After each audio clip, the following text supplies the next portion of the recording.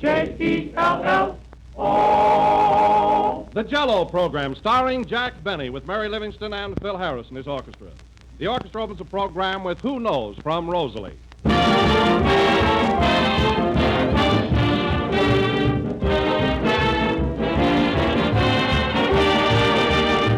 You can always score three ways when you serve Jell-O for dessert. First, it's easy to make. Second, it's economical. And third, it's always delicious. Jell-O is so easy to prepare. Just dissolve it in hot water and chill until it's firm. That's all you have to do to get a clear, shimmering mold of Jell-O. And Jell-O is so economical, too. A package costs only a few cents, and it's always more popular than many expensive desserts. Then last, but certainly not least, Jell-O is delicious. It has a tempting, full-flavored taste that rivals the fresh, ripe fruit itself. All 6 flavors are extra rich: strawberry, raspberry, cherry, orange, lemon, and lime. You'll enjoy them all and want to serve them often. Just be sure to insist on genuine Jell-O when you buy. For there's only one Jell-O, and only Jell-O brings you that special, extra-rich fruit flavor. So look for the big red letters on the box. They spell Jell-O.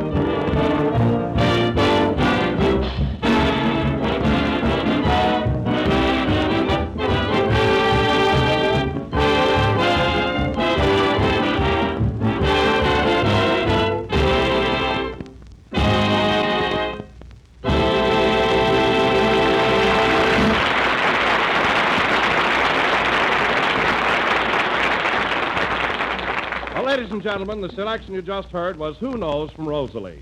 And now we bring you Jack Benny from Waukegan. Rosalie and Waukegan. Well, hello again. This is Jack Benny talking, and I must ask you one thing, Don. How do you ever think of all those cute introductions about me? Well, I don't think of them, Jack. I just open my mouth, and there you are. Well, anyway, I'm glad you were considerate today. I feel much too good to start an argument. I really you do. Don't say. Well, now, what's the cause of your sudden exuberance? Well, Well, I'll tell you, Don. I just about forgot that. No, I wasn't feeling so hot for a couple of weeks, so I drove down to Palm Springs for a rest. And I want to tell you that desert is marvelous for you. I never saw so much sand without spinach. Really. Really. And the sun. You know, I was out in the sun from morning till night. Oh, you were? Well, you're not very tan. Well, believe me, Don, right up to the last day, I was as brown as a berry. And what happened? I got my hotel bill and turned white.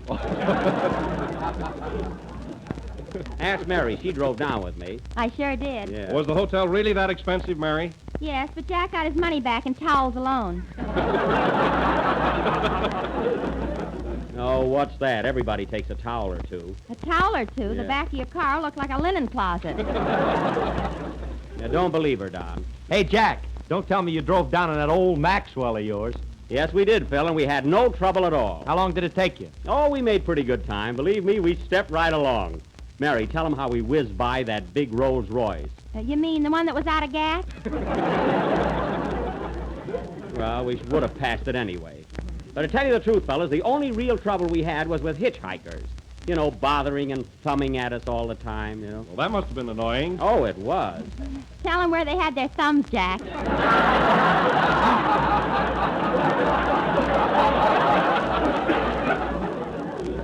Well, that's not important. Say, Jack, What? how far is Palm Springs from here? Oh, it's only a 2-hour drive. Haven't you ever been there, Kenny? I started to go there once, but I got seasick. Seasick? Kenny, how can you get seasick on land? I wore a sailor suit. Oh. I knew that wouldn't get a big laugh. I knew it. I knew it. I just knew it. But Kenny, you ought to go to Palm Springs sometime. No, really, you ought to go there. It's the healthiest place you've ever seen. You'd love it. California's good enough for me. But, Kenny, Palm Springs is in California, and it always has been. Don't be so gullible. Gullible? You don't even know what gullible is. What's that got to do with it? You got me there. What are you giggling at, Mary? I'm just reading a letter from my mother. She's a scream. Oh, are we going to have that again this year? Look, Jack, look how she starts this letter. How? An open letter to my daughter, Mary. Reading time, 4 minutes, 10 seconds. Say, that's all right. What's she got to say? She says, my darling daughter, received your letter and sorry that I wasn't able to answer sooner. I have been very busy doing spring cleaning, which slipped my mind last May. Oh. Anyway, I want to thank you very much for the check you enclosed, even though you forgot to sign it. Oh, Mary. However, your brother Hillard signed it for you, which got a big laugh at the bank, and he is now in Leavenworth.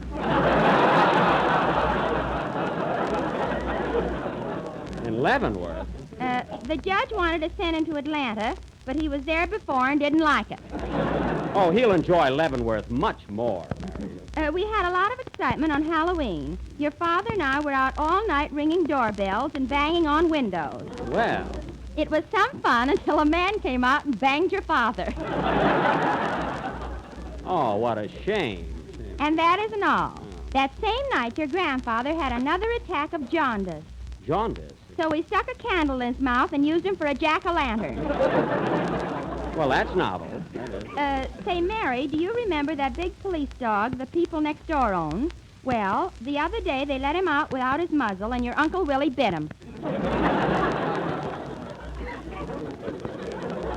Your Uncle Willie? Oh, isn't he the one that used to run the barber shop? Yeah, that's him. Oh, I thought so. Read on, Mary. Tell Jack your Uncle Willie is not running the barber shop anymore, Oh. as he was caught combing a customer's hair and pockets.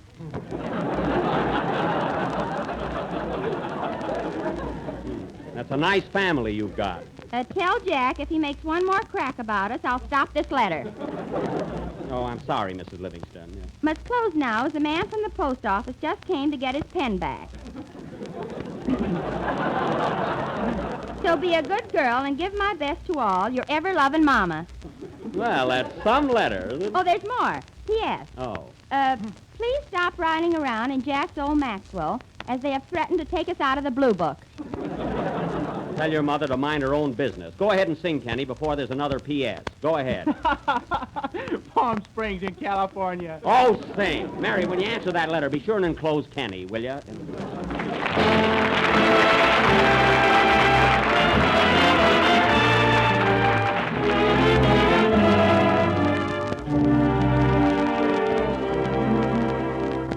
Without you, I'm meaningless, so helpless, so small. Without you, I'm insignificant, just nothing at all. With you, I could work miracles. You make me feel that way. Anything you wish for, anything you say. Roses in December for you. Shall I take the stars, or would you like the moon upon a platter? It doesn't matter. What can I do for you? If you'd like the spring in the fall, it would be no trouble at all. Give me your love, and I can make the most impossible dreams come true. Blue shadows never, sunshine forever. Roses in December for you.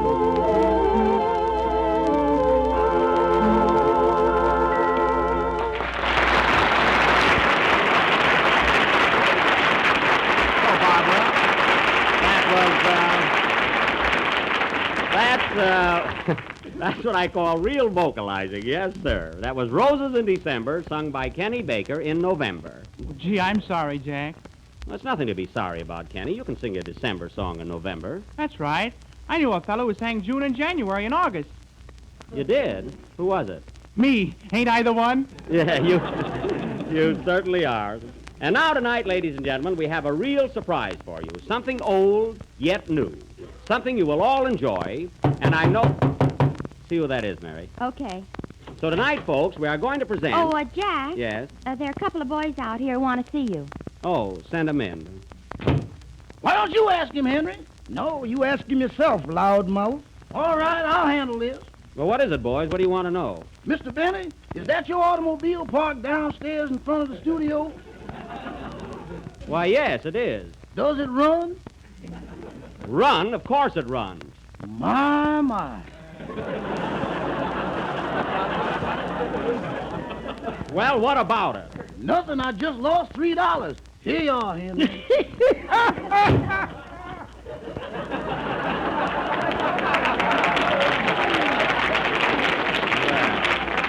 That's a fine thing. I'm going to throw a blanket over that car and stop all this gambling. Go on, you ought to sell it to a junk man. You'll have to fix it up first. Gee, all you guys get a big kick out of my car, don't you? Yeah. Jack. Well, Jack, tell them what happened on the way to Palm Springs. I won't. Don't you start anything like you did last week. Why? What happened, Mary? Well, Oh. we started out about 9 o'clock in the morning, and when we got to Pomona, Jack stopped for a gallon of gas. A gallon? He wanted to buy a pint. I did not. I always buy a gallon. Say, Jack, what's the idea of only buying 1 gallon at a time? Because I got too much money invested in the car already. Oh. That's why. So what happened, Mary? Oh, God. Well, after we got the gas, the man put water in the radiator. And was Jack mad? Mad? Why? All of his peanuts got wet.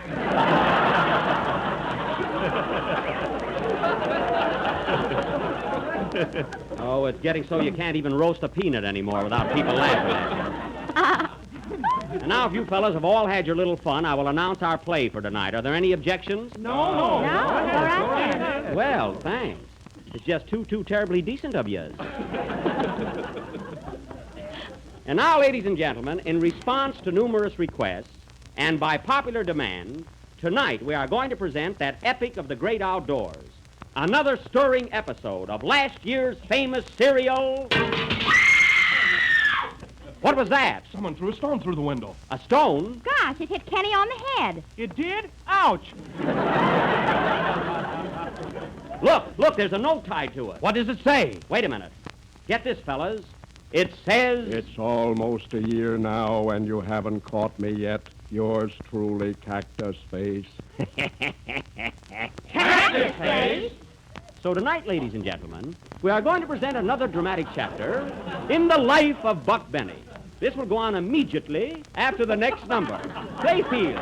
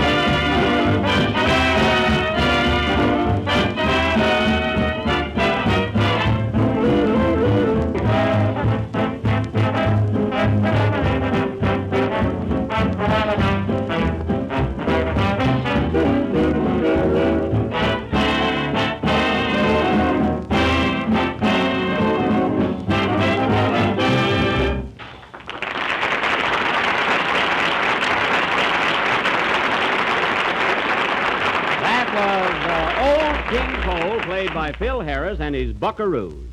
And, Phil, that was powerful nice tootin'. Powerful nice. Oh, twart nothing. Twart nothing. 4-2, Phil. 4-2. You twell 'em, Jack. Hush, gal.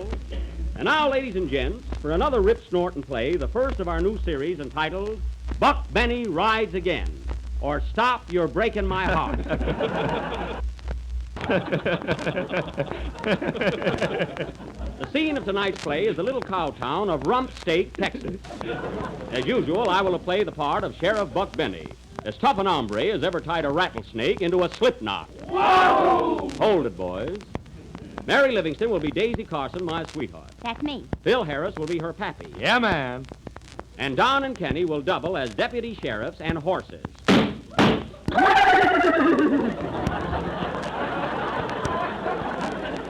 Nice going, boys. You get your salary and oats this week. We now take you to the office of the sheriff of Cactus County a week before Election Day. Curtain. Music.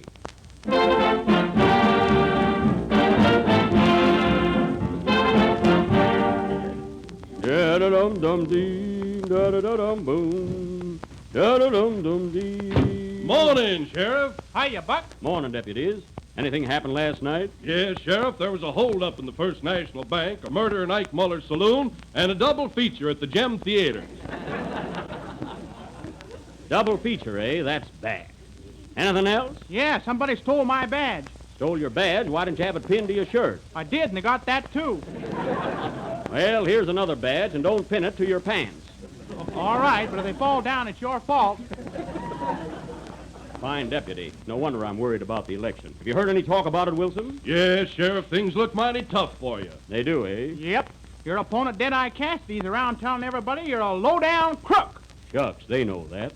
And he says you're a lazy, good-for-nothing bum. Who cares? And he says you get your fingernails manicured. That's a lie!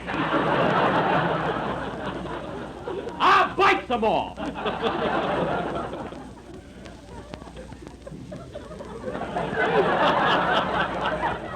What else did Deadeye say? Why, he accuses you of being afraid to catch Cactus Face. I wasn't afraid, but that's the one thing this town's going to hold against me, and that sure worries me. Oh, well. Veeny, veeny, veeny, veeny, tootsie, bally, bally, bally, waiting for you. Veeny, veeny, veeny, veeny, doggone, I'm worried. Well, if you're so worried, Sheriff, why are you singing? I ain't singing good, am I? Well, anyway, boys, I'm going to make a campaign speech tonight that'll make Deadeye Cassidy look like a nickel. Why, he said his speech is going to make you look like 2 cents. Wow, that low-down, price-cutting varmint. He ain't got a chance. Is that the phone, Sheriff? It ain't the recess bell. Answer it. Okay. Hello? Yes. Gosh, I don't know. I'll have to ask the sheriff. Who is it, Baker? It's your opponent, Deadeye Cassidy. Oh, what does he want? He's writing his campaign speech and wants to know how to spell louse. Louse, eh? L-O-U... Hey, wait a minute! Hang up that phone! Of all the mean, underhanded tricks I ever heard, that's the lowest. Well, Sheriff, we better get down to the town hall if you're going to make your speech. That's right. Come on, boys. I got to stop off on the way and pick up Daisy. Let's go! Steady, partner. Come on, men!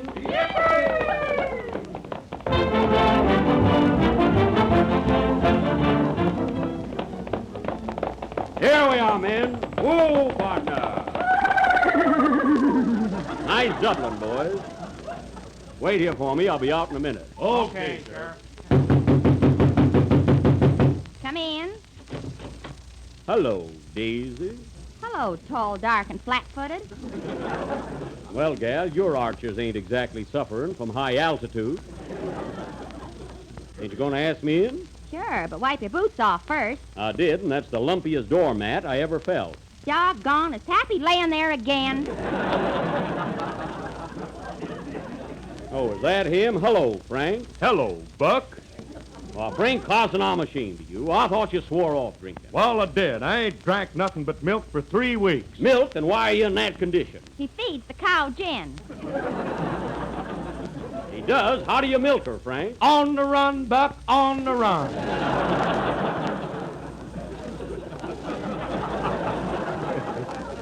Daisy, you ought to do something about your pappy. Don't you ever try to sober him up? Well, I put an aspirin tablet in his brandy, but he drinks around it. Well, he's pretty tricky. Say, Buck, Yes? how's your campaign coming along? Just fine, Daisy, and I don't think my opponent, Deadeye Cassidy's got a chance. I don't know about that. He's been out all morning kissing babies. That won't do him no good. It won't, eh? These babies are old enough to vote. Well, that's awful. Wait a minute. Did he kiss you, Daisy? If he didn't, I'm a run out of temperature. Well, gal, all I can say is I love you. And whether I win or lose, you'll marry me, won't you, gal? I can't never marry you, Buck, never, unless Pappy gives his consent. Well, then we'll leave it to him. He'll settle it. Either we gets married or we don't. What'll it be, Pappy? Straight brandy. Well, Daisy, guess I'll have to ask him when he's sober. That's what I said, Buck. I can't never marry you. That's a doggone shame. Hey, Sheriff, better hurry up if you want to make your speech. That's right. Come on along, Daisy. We got to get to the town hall. All right. Look out there, Buck. Don't stumble over Pappy. Frank, why don't you quit laying in front of that door? All paint welcome on me and shut up. I ain't got time. Come on, Daisy, and you'll hear a speech that'll go down in the history of Rump Steak, Texas. Let's go, boys. Buck Benny rides again.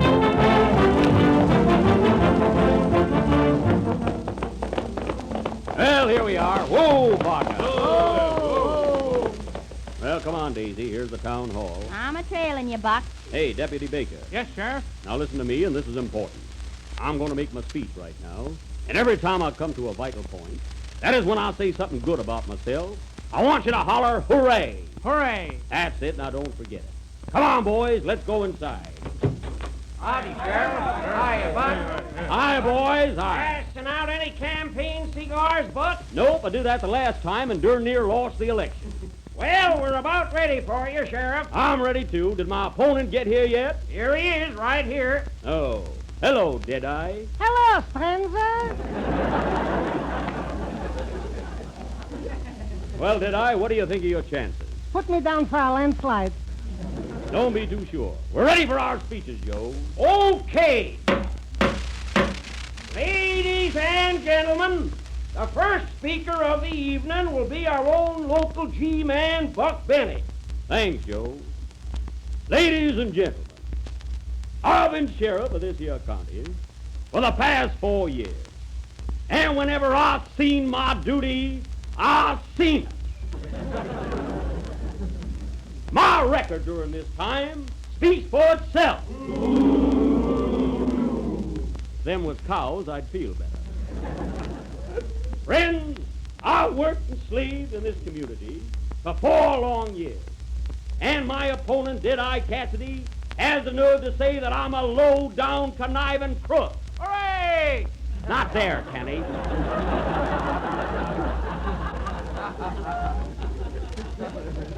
But I'm not asking you to accept my word for it. I'm going to call on a young lady who will tell you the facts of my career. A young lady who has known me for a long time. Miss Daisy Carson. Ladies and gentlemen, I've known Buck for a long time. I thank him. Get up, Daisy. Say a little more. Okay. I think we ought to re-elect Buck Benny as sheriff. There to go. What if he is a coward? Is that a crime? What if he is That's lazy? enough, gal. Thank you, Miss Carson. And now, fellow citizens, I'm going to call upon the chief deputy, Deputy Wilson, who will say a few words in my behalf. Ladies and gentlemen, when you go to the polls next week, be sure and stop at your grocer's for a package of Jell-O. It's America's favorite dessert. And comes in 6 delicious flavors: strawberry, raspberry, cherry, orange, lemon, and lime. Ah, thank you. Thanks, Wilson. That ought to get me the sliced banana vote. Ow! How did that arrow get in my leg? One of the Indians in the back row just voted. Well, I'll leave it in there. You might get a job posing for Valentine.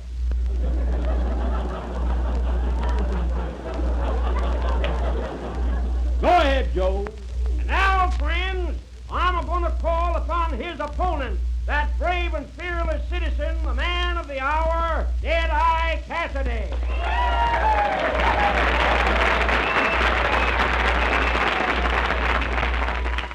Ladies, gentlemen, and livestock. As I am standing here and looking down on you, I can only say this. Remember my slogan. You can fool all of the people some of the time and some of the people any time, but no matter what time it is, my time is your time.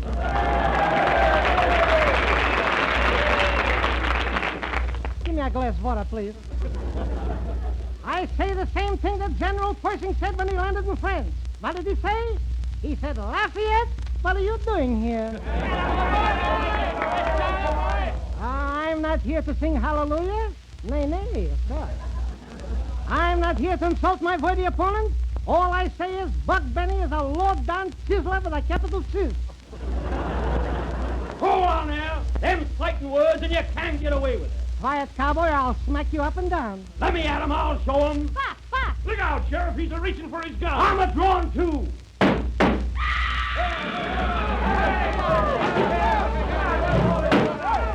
Ooh. Did he get you, Buck? I'm all right, Daisy. Quick, get a jackass. He needs a transfusion.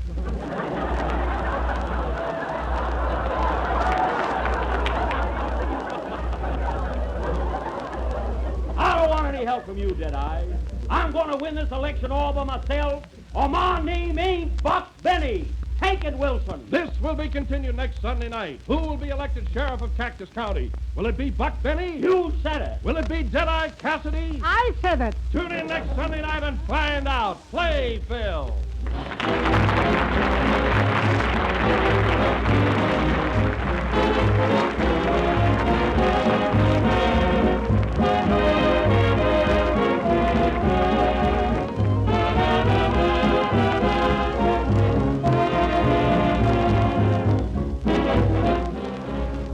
Here's a great combination for a November night. A comfortable dining room, a nice hot dinner, and something extra special in desserts.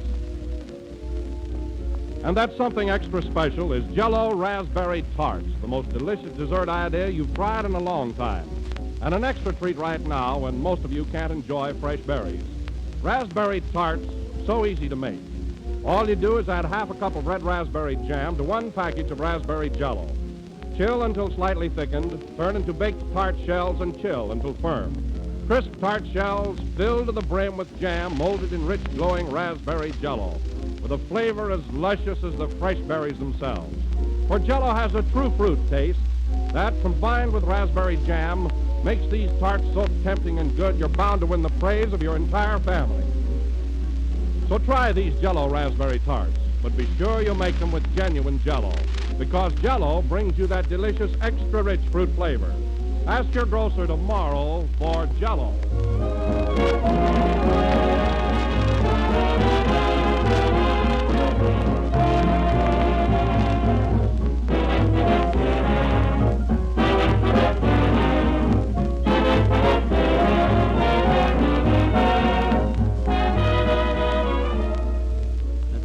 Number of the 6th program of the new Jell-O series, and we'll be with you again next Sunday night at the same time.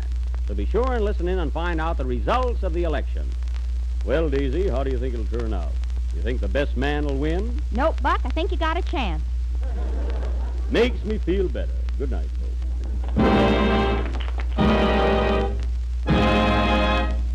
J-E-L-L-O.